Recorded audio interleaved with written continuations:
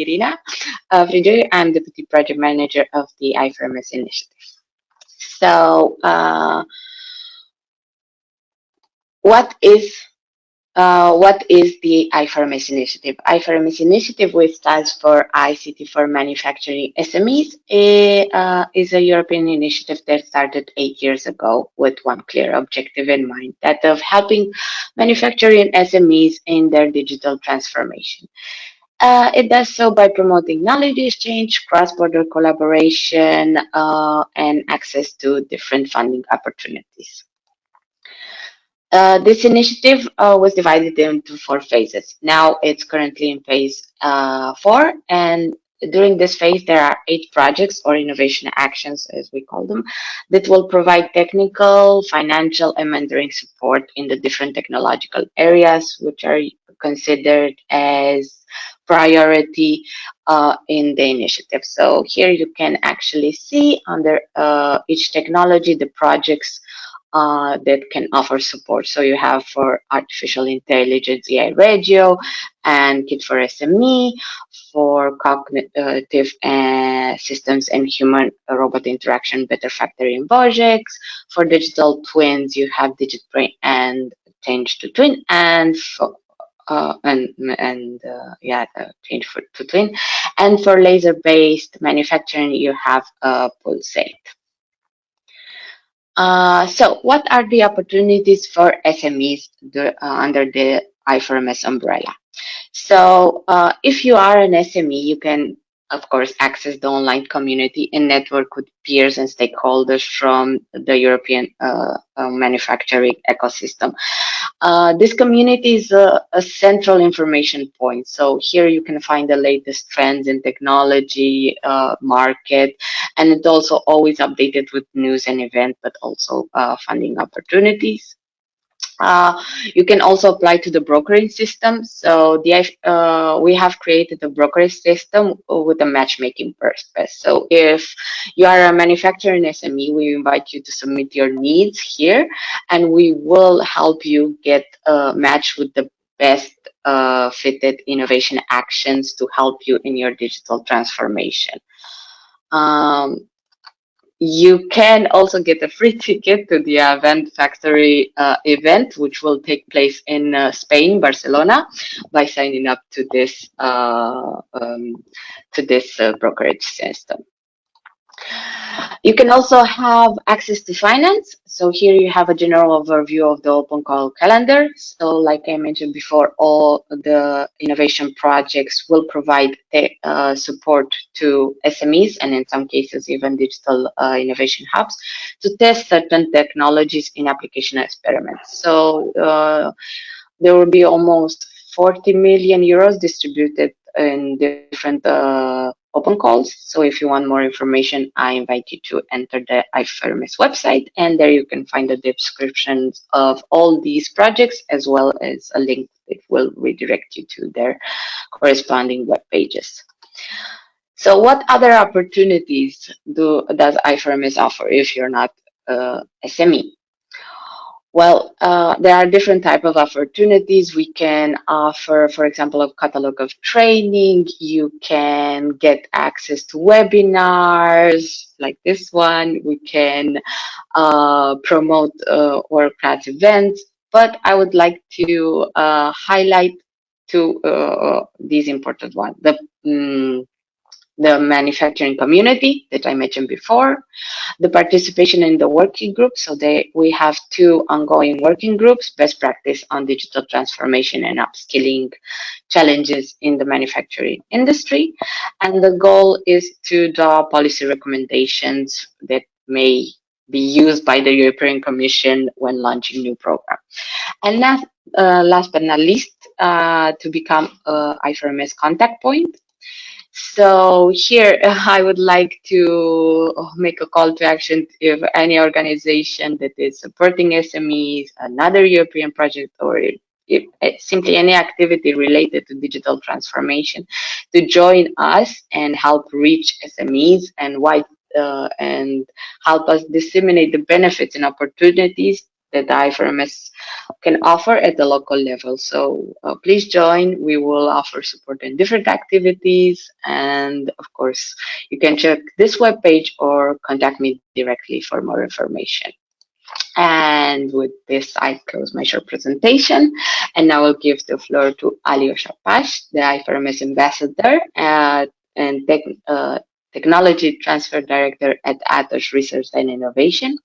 Alyosha is an active contributor in many international research and innovation projects and is now currently working in 2 European projects related to cybersecurity. So, Alyosha, the floor is yours. Yes, okay. Thanks. So, okay, let's start then. Yes, as Irina already, thank you for the introduction, said, I'm working in cybersecurity for already more than 20 years. It was not called cybersecurity actually when I started, but nevertheless, I will explain today the focus of the presentation. What do we mean by cybersecurity? Then a little bit about manufacturing and digital transformation in manufacturing industry. A little bit about the situation for SMEs, so the cybersecurity for manufacturing SMEs, a couple of relevant project initiatives, and then conclusions. So we have a lot of slides. I have a lot of slides to cover, so let's start with the focus of the presentation. I like to use this slide as an introduction with the 4 types of risks, known knowns, the known unknowns, unknown knowns, and unknown unknowns. So basically today I will focus on things that we are aware but we don't understand. So there are many cyber risks that companies and especially SMEs are aware. They read about them, they know that they exist, the cyber threats, but they don't understand. So this is, as I said, one part of the overall risk. There are other problems which are more complex, like of course unknown unknowns, the so-called black swans that we don't even know that can happen. But I will focus on this part, and then I follow the next part of presentation with the definition of cybersecurity, at least as I know it, because there is no one single definition. In a matter of fact, if you look at the Wikipedia or internet, there are at least 28 different definitions of the term cyberspace and cybersecurity. As I said, it is not completely new because we had in the past, we had IT system security, communication security, information security. There are parts of cybersecurity that overlap with cybercrime and critical infrastructure protection. So there are many, let's say, allied or related disciplines, and there is no single definition. Anyway, I think by now we all know that the cybersecurity has this flexible, let's say, definition. To define it, it's often we treat it from the risk management perspective. So we talk about impact, which is almost always comes down to money, to monetary impact, most of the times, not always, because, for example, there is a reputation which cannot be expressed in monetary terms. Or we talk about threats, type of threats, type of vulnerabilities, and sometimes also in terms of threat actors like hacktivists, cyber terrorists, insiders, script kiddies, state sponsors, hackers, etc. So this is yet another way to define and treat cybersecurity. We have also in security, even before 2 acronyms, even before cybersecurity existed, PPT and CIA. Both are easy to remember. So PPT stands for People, Process, and Technology, and CIA is confidentiality, integrity, and availability. So cybersecurity is not only about mitigation or about specific mechanisms. It is about people, about procedures and processes, and also about technology. So it's not only technological issues, it is socio-technological system. Think about the road and people, for example, that drive cars. So we have on the road, we have infrastructure, roads, highways, which in the beginning were macadams, and that was harder to drive and better to drive. We have road signs that give advice to users. We have police, hidden patrols, radars. We have bells, built-in kind of built-in mechanisms in the car, and we have also all the cars have to pass specific security tests and to get 5-star, for example, for selling cars with higher security. Something like this is also slowly coming in the cybersecurity. So we will have very soon European cybersecurity labels. Actually, there are already some countries have cybersecurity labels.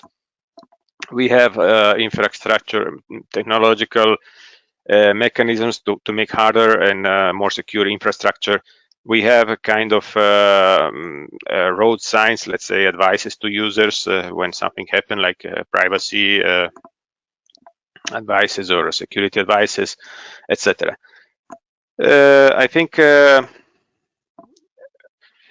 cybersecurity, if we look at from the perspective of threats, again, from this evolution, we can say that there are it's similar what happened, for example, with with infrastructures, that they increased in scale but gave up stability. And in this the cyberspace in general, it focused some years ago. It was focusing on building firewalls and big dams, like infrastructure for like big dams, and then building patches, which are like putting a finger in the dam when there is a water hole in the dam. So this is not possible anymore. This shouldn't be possible anymore. So what I mean is that risk management, for example, checkbox mentality, is not something that should be possible anymore. Now the security has to be built in. Strategic top-down actions must become new normal, and also operationally, security and trust have to be, as I said, built in. The preemptive, holistic approach and needs to be embraced. If we look at the market, there are a couple of, let's say, segments inside of cybersecurity. From perspective of size, the security services is the biggest one. So managed, like security services, like managed security service provider or managed detection and response. And the fastest growing one is cloud security. More about cybersecurity characteristics. So there are a lot of these issues which are open challenges. I will not go through all of them. I can also mention, for example, that security is not a functional problem. It's not functional issue. So it's hard to capture the exact requirements. Security is a loop process, so we also need to link back the failures when after the implementation back to the requirements. It is, as I said previously, it is partly a social problem. This is another thing which is hard to express. For example, the threats like the social engineering attack. It is measured in different ways. This is something that is also very interesting for SMEs. I will come later back to this issue, because it makes it hard to compare and to trace it. Different solutions that can be mitigation measures that have similar effect and are implemented with different mechanisms are very hard to compare. It is too much focused on isolated weaknesses, especially in the past, and what we need in the future is more end-to-end engineering, which is again hard to achieve because of the composability effects. Security follows, or at least it should be aligned with the software architecture. So if you have distributed software architecture, the security mechanisms should also follow this pattern.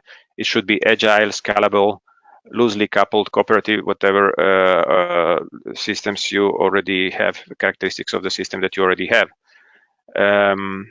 And the similar holds also for a business model. So there we see more and more shifts in the control from in-house to the third-party provided security. I mentioned managed security service providers, for example. So if you look all of that and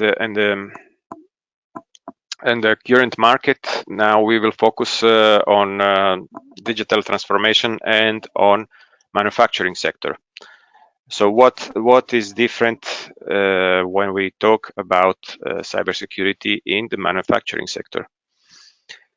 Let's look a little bit about history and the context. So we had at early stages before Industry 4.0, we already had some IT systems like a remote machine monitoring system, like product lifecycle management systems. So the Industry 4.0 brought big opportunities with Internet of Things and with cyber physical systems.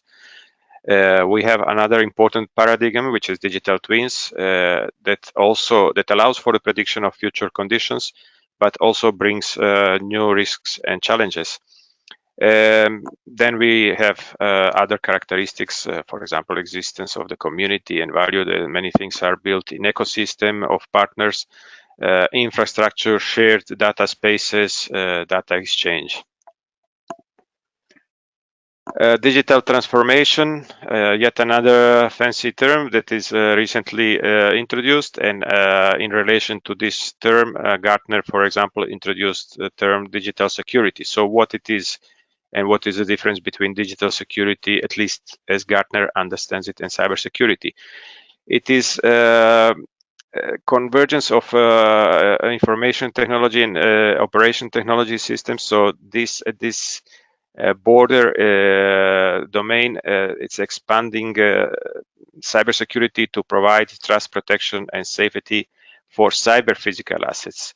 If you remember one of these slides that I had with PPT and CIA, in cybersecurity, CIA stands for confidentiality, integrity, and availability. But in operational security, safety comes probably also maybe at the first place, maybe after, but the order of these three letters, CIA, does not have the same importance or weight for the physical systems. Availability is more important than integrity for these physical system assets. So it is almost the same, but slightly different, let's say. So it is, at least in this definition, it has to do with convergence between IT and OT, operational technology, and also a rise of cyber physical security and IoT security. Couple of examples. To support business, for example, you might introduce novel IT systems. These are introducing vulnerability, and here the goal should be fixing these vulnerabilities that are introduced with the new technology. IoT is one example. Improvement of business can be done with automation, and here digital twins and is an example, or contract signing through electronic means. Then you need electronic signature as a technology. This is an example of not digital transformation, but the improvement of business. And then secure data exchange between in an ecosystem of different partners where IoT are collecting this data. Sometimes it is already processed at the edge through artificial intelligence. Sometimes it is shared through data spaces or particular implementations in the cloud. And here you need secure engineering, which is again trustworthy and also responding to the requirements, specific requirements of these transformational technologies. There are a lot of titles in newspapers about threats for IoT, that there is a big hype about IoT security. So you can see all the strange stories, which does not necessarily, again, coming back to risk management, does not necessarily means that all IoT is unsecure and that everybody has the same risks. So to put it a little bit in the market context, we have industrial IoT platforms that are on the rise, and Gartner is saying that about 30% of industrial enterprise will have full on-premises deployments of industrial IoT, which is from double increase from 15% in in the year 2019. Similar statement is by another market analyst by IDC. If we look across the industrial levels or layers, we have different, let's say, challenges for the cybersecurity and or digital security, as Gartner calls it, from electrical signal monitoring at the level 0 to higher levels where we have online malware protection, as I said, managed detection and response, CM systems, which are security incident event management systems, etc.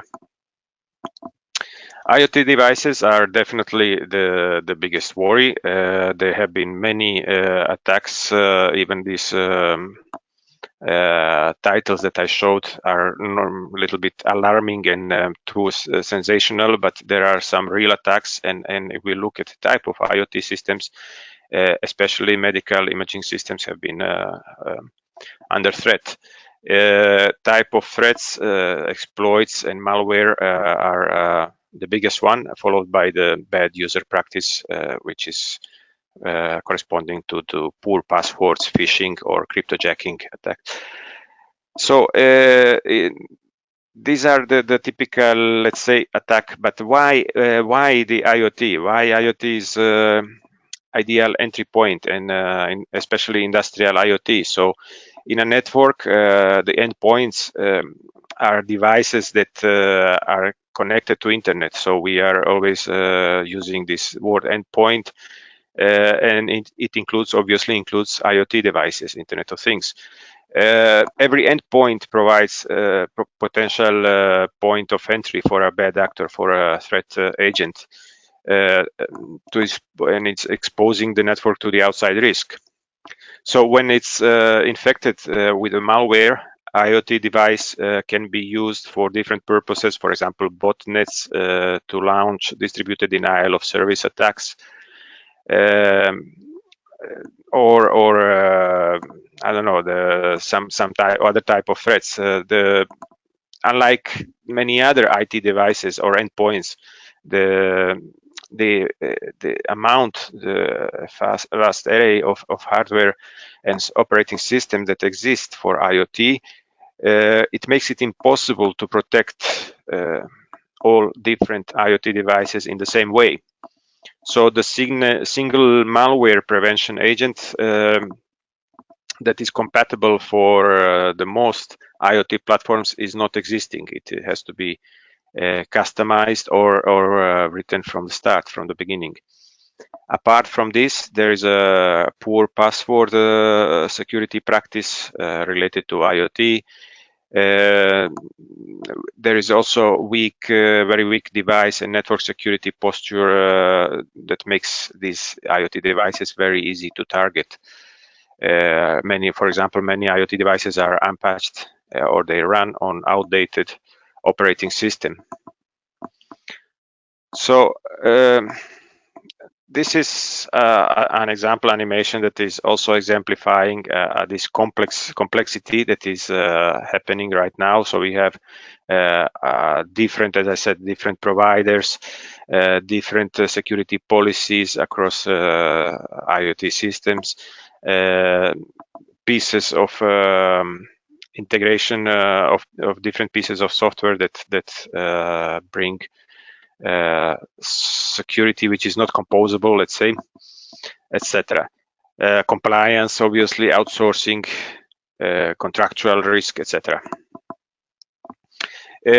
Trusted digital identities are very important. I will talk a little bit more in detail about this later. It is very important for manufacturing sector and especially for SME. I mean, it is for every company, not only for persons but also for things. And here, the management of identity and access control management, infrastructure, and privileged access management are the most important issues. Digital workplace security. Here again, we are talking about digital workplace. So it is your computer with all the software, all the but all the software that is installed on it, and but also the cloud, which is in our terminology we call it shadow IT, because many users these days combine the server client applications with cloud-based applications, and it is sometimes difficult to apply security policy across both domains, the company domains and shadow IT. In addition, there is a mobile security and bring your own device, which brings another type of problems. So this is all what we include in digital workplace security.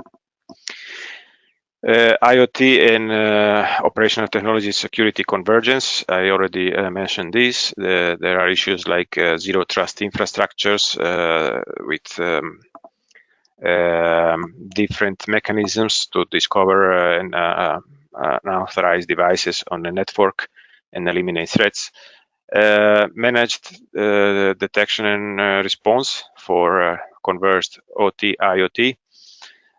Here we have, for example, in Atos, we have a solution based on artificial intelligence, but there are many of these providers, managed detection response providers that are looking increasingly in this area. Data protection and governance. Another area that is important for manufacturing.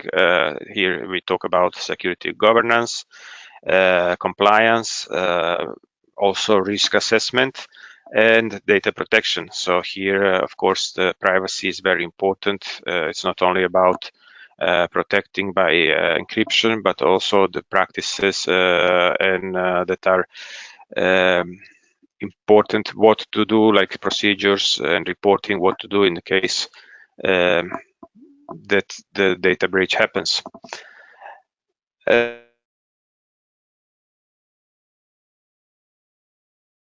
In manufacturing, and here there are again managed services related to cloud. I mentioned shadow IT previously, but also cloud-based identity and agile security. There are also specific type of software that is called a cloud access security broker, etc. Advanced detection and response. The services like managed detection and response, use of different capabilities like the security orchestration and automation, Security Operations Center, or CERT, which stands for Computer Emergency Response Teams.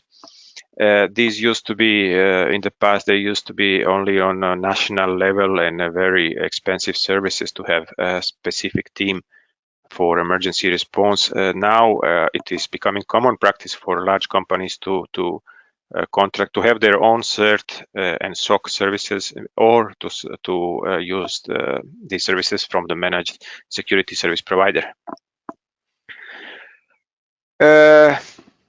Some of the future directions, especially for the manufacturing sector, it is important to link trust and trustworthiness. Trustworthiness is a property of that can be proven, that can be assessed and validated. So the labels are expected to be introduced, and as I said, in some countries they already exist, and these are increasing trust. But trust is not only based on objective testing and certification, but also on other especially trust between partners on other issues. Global view that is encompassing also socioeconomical aspects, then ability to monitor, to measure, test, and predict security status. So we, as I said, we have now a lot of software that is monitoring, for example, security information, event and information management, but the measurement is done in different ways, and testing, especially predicting with all the data that we have, is still in the early stage. From awareness to attention, we are talking a lot about cybersecurity awareness, with trainings, with webinars like this one, for example. And it is also needed to go to attention to ask users not only to be aware, but also attend and to use the historic data, memory, interest, and awareness. So it's not awareness is part of it, but not all of it. Use of historic data is not sufficient anymore. I mentioned before the term black swans, which are the basically risks that nobody is even aware of. So we need to have imagination and sometimes even improvisation to find these undetected risks.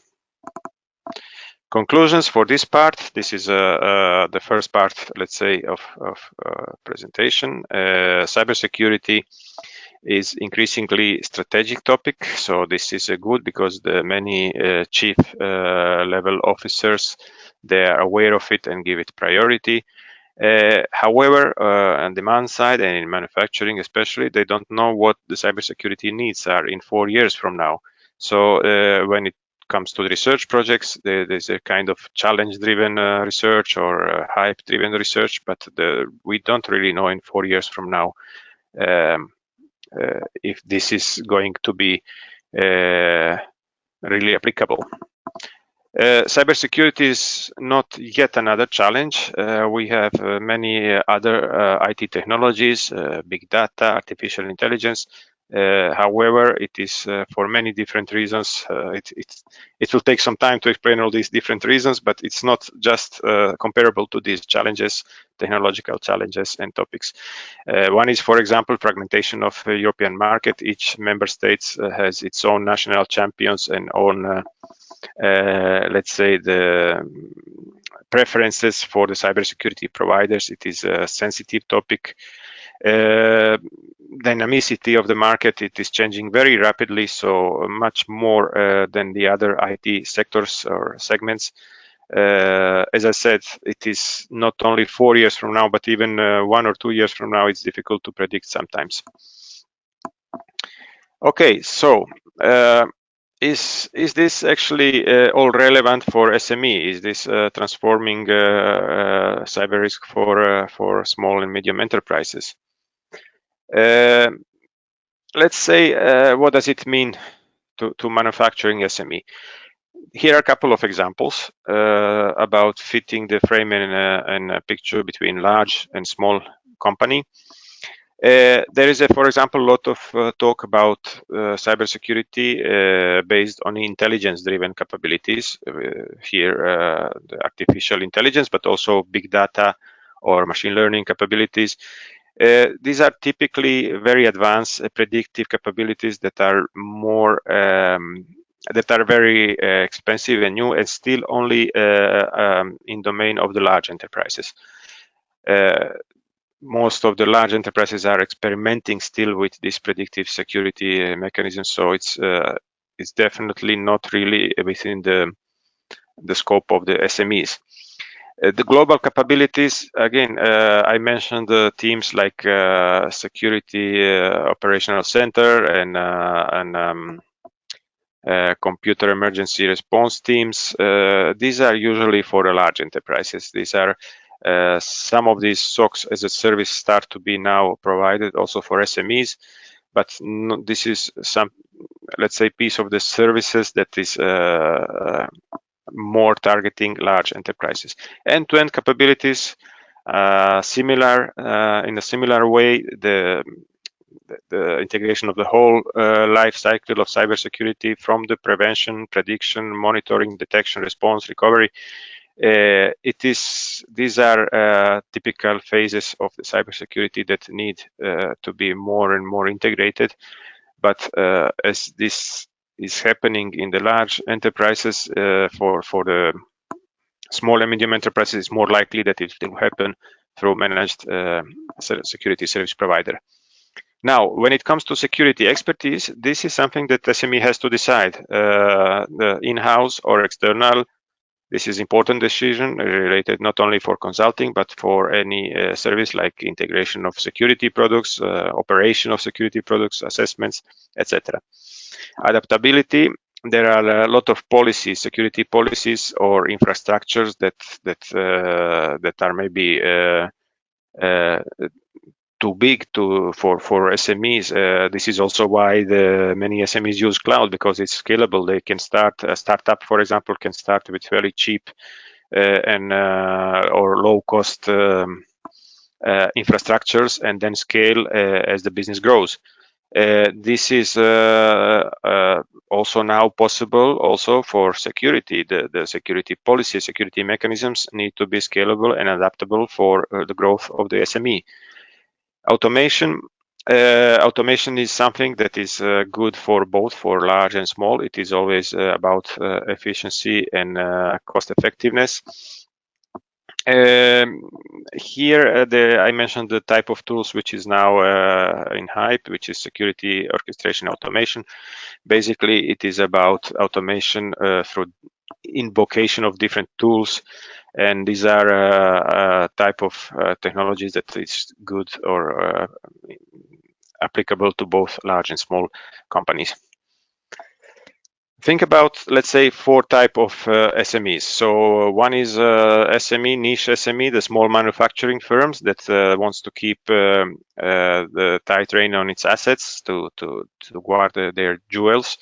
Another one is the one that wants to collaborate and to share the value. So it is typically in a kind of value chain or ecosystem where they share data, and they need to be sure that data is protected in this data sharing environment.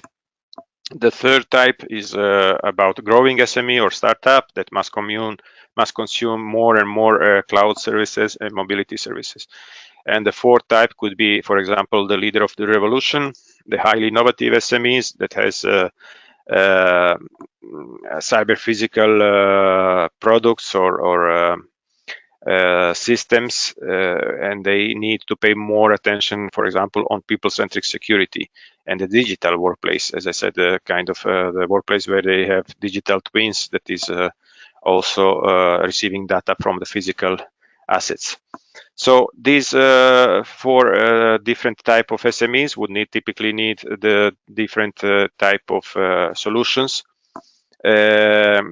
The one that is guarding it has the product which is very important, wants to guard the jewels, needs assessment about specific mechanisms that protect this. For example, they will typically need measures like penetration testing or zero trust consulting that is doing this assessment and advice on how to make appropriate actions to protect these very specific assets they have.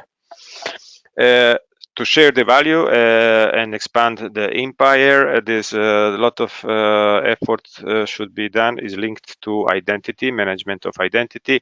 Identity is not only for persons, as I said, but also for applications and devices. And here it is important to have it as a contextual identity: who, what, where, and when. And then to this complete context to have as a sum of all identities.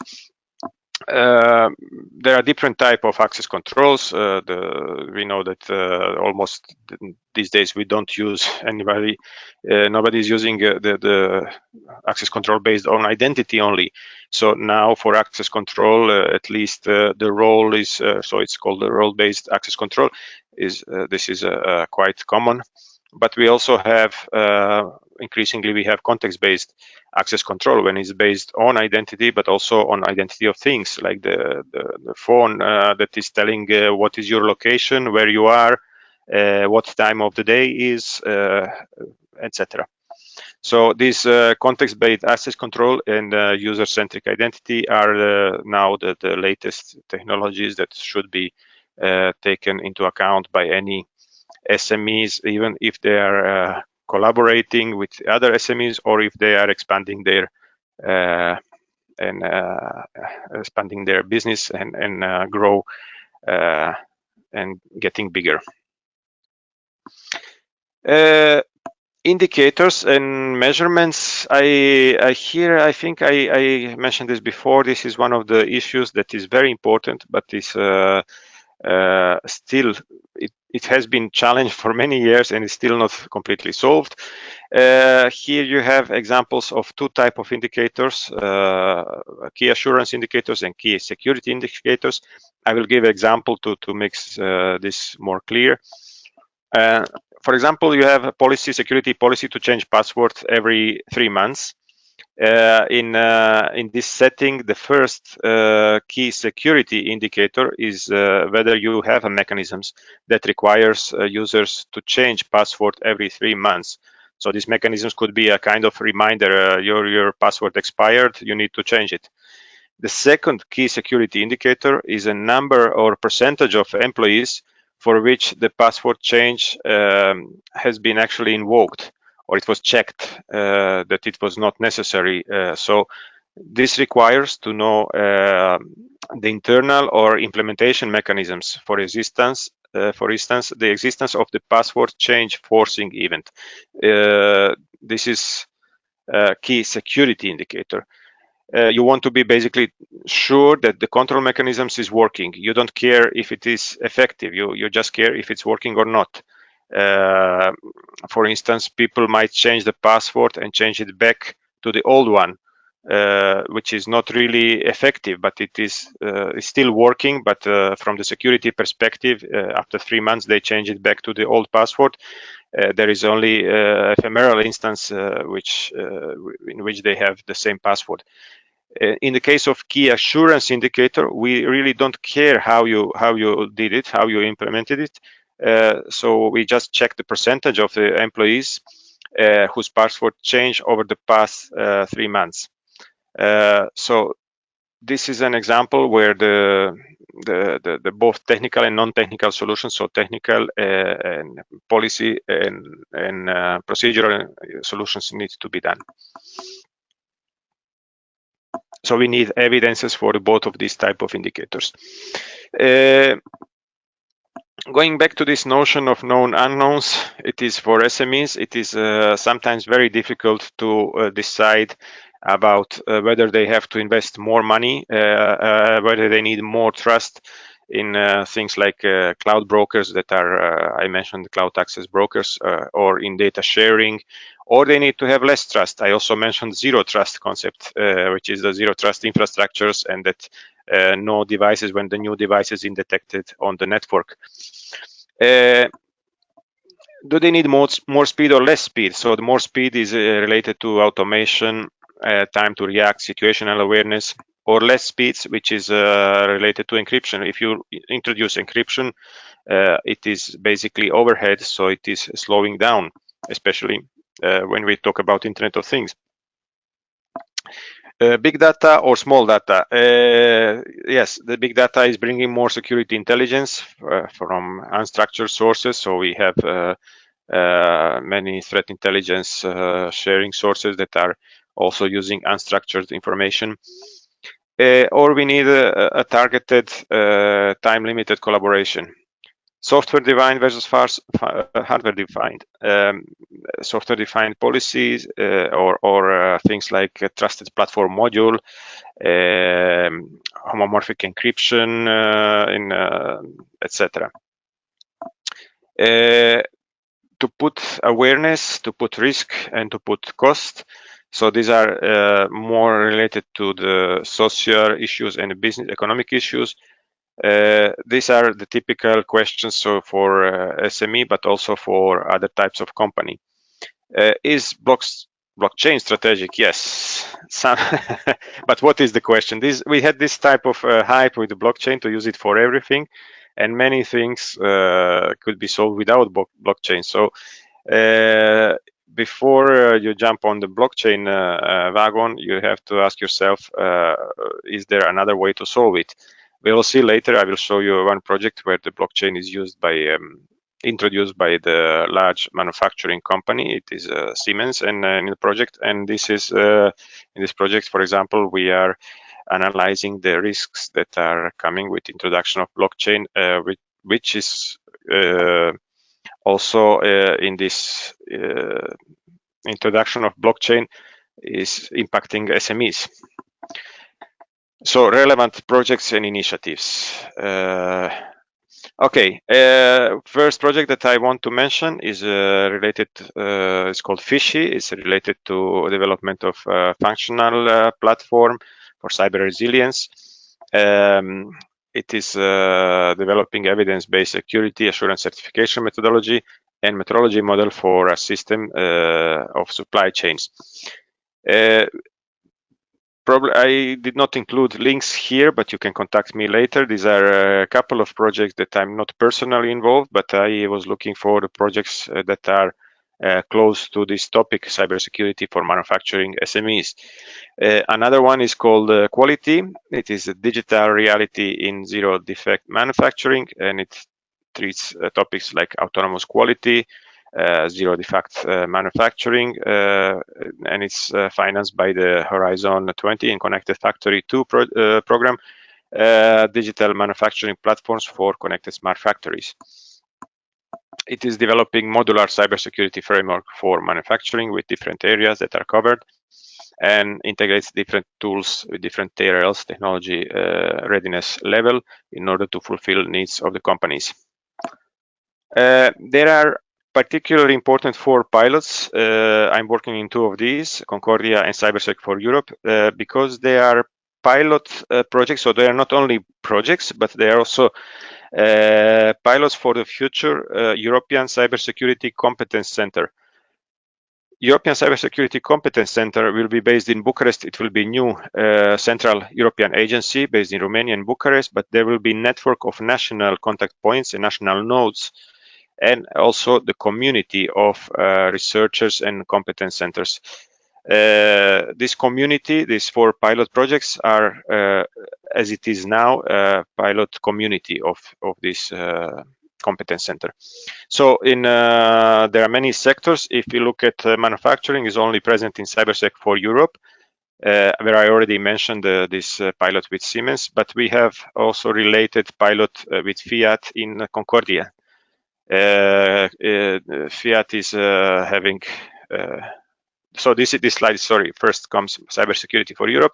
The pilot is about the introduction of blockchain to resolve the conflicts between different suppliers, SMEs basically, that are supplying different parts to Siemens, and when there is a conflict because of some delay or any other type of information provided related also to compliance, then this blockchain serves as a kind of distributed audit support.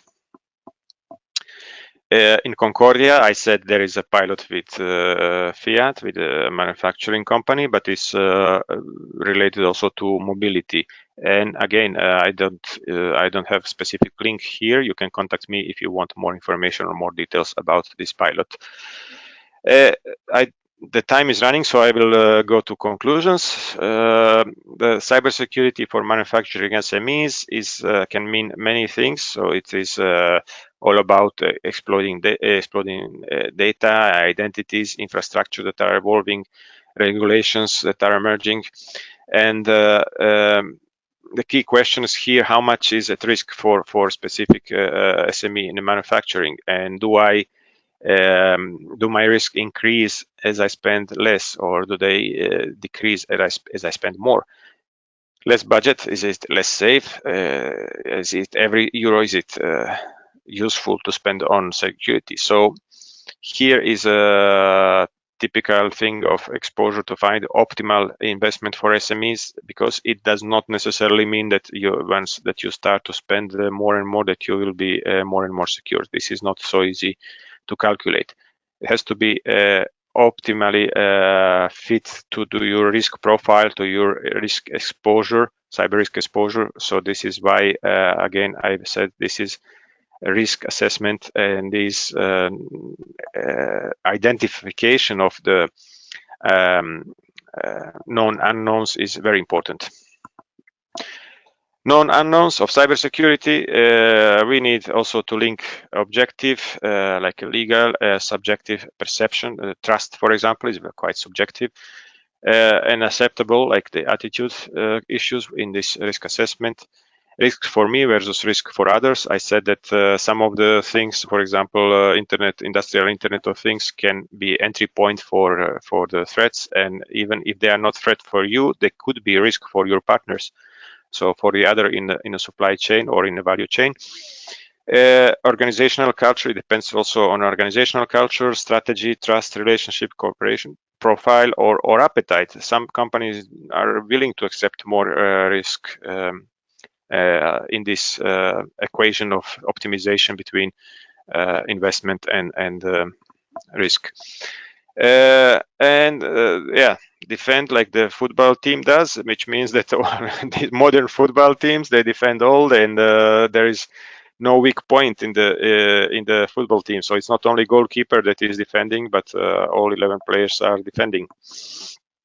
And that's all.